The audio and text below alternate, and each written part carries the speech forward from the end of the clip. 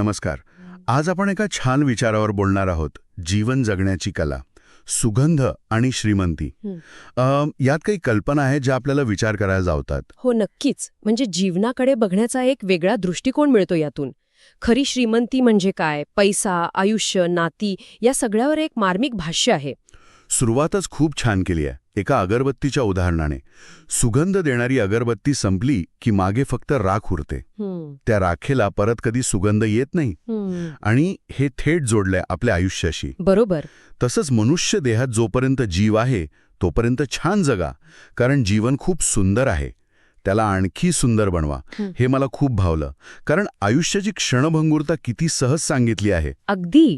पण नुसती क्षणभंगुरता नाही, मुद्दा आहे की त्या वेळेत काय करायचं.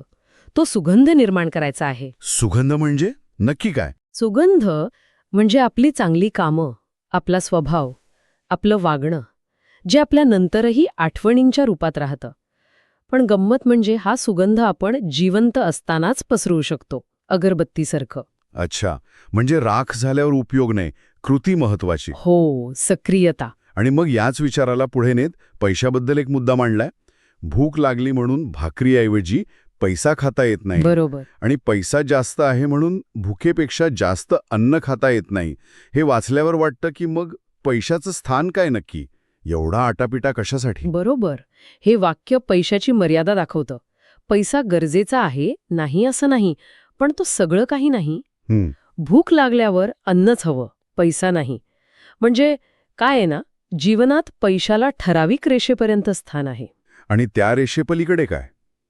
खरी श्रीमंती मग कशात आहे? तीच खरी श्रीमंती पुढे सांगितली आहे.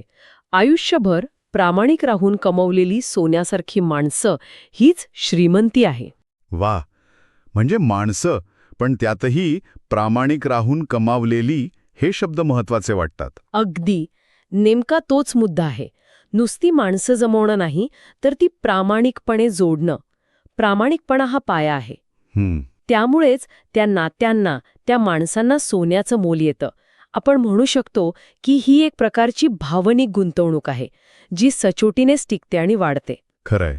आणि हीच प्रामाणिकपणाची, निर्मळतेची कल्पना पुढे नात्यांच्या उदाहरणात पण येते. हो, फुलांचं उदाहरण. हो, अत्तर सुगंधी व्हायला फुले सुगंधी असावी लागतात.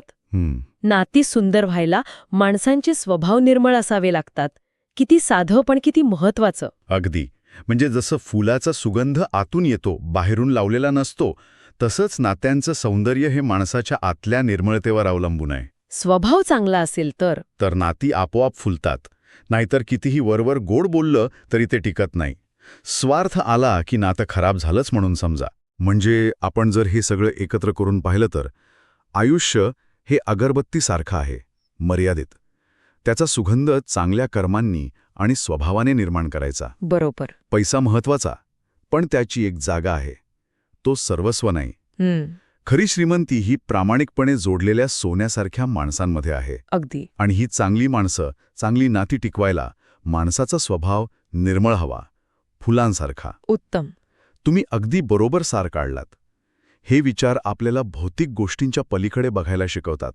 आपलं लक्ष आंतरिक गुणांवर आणि नात्यांवर केंद्रित करतात. खरी श्रीमंती ही बाहेरच्या दिखाव्यात नाही, तर आतल्या प्रामाणिकपणात आणि निर्मळ स्वभावात आहे. थोडक्यात सांगायचं तर जीवन सुंदर आहेच, पण ते अधिक सुगंधी करण्यासाठी प्रामाणिकपणा आणि निर्मळ स्वभाव हे खरंच खूप महत्वाचे आहेत. खरी श्रीमंती आकड्यांमध्ये नाही, तर माणसांमध्ये आणि नात्यांच्या शुद्धतेत आहे. आणि जाता जाता एक विचार मनात येतो. जर खरी श्रीमंती, निर्मळ स्वभाव आणि प्रामाणिकपणा यात असेल, तर आजच्या या धावपळीच्या स्पर्धेच्या जगात हे गुण टिकवणं आणि खरंच वाढवणं हे कसं साधता येईल? हा विचार करण्यासारखा प्रश्न आहे, खरंच. चला तर मग आज इथेच थांबूया. आपला दिवस आनंदात जाओ. धन्यवाद. बाय.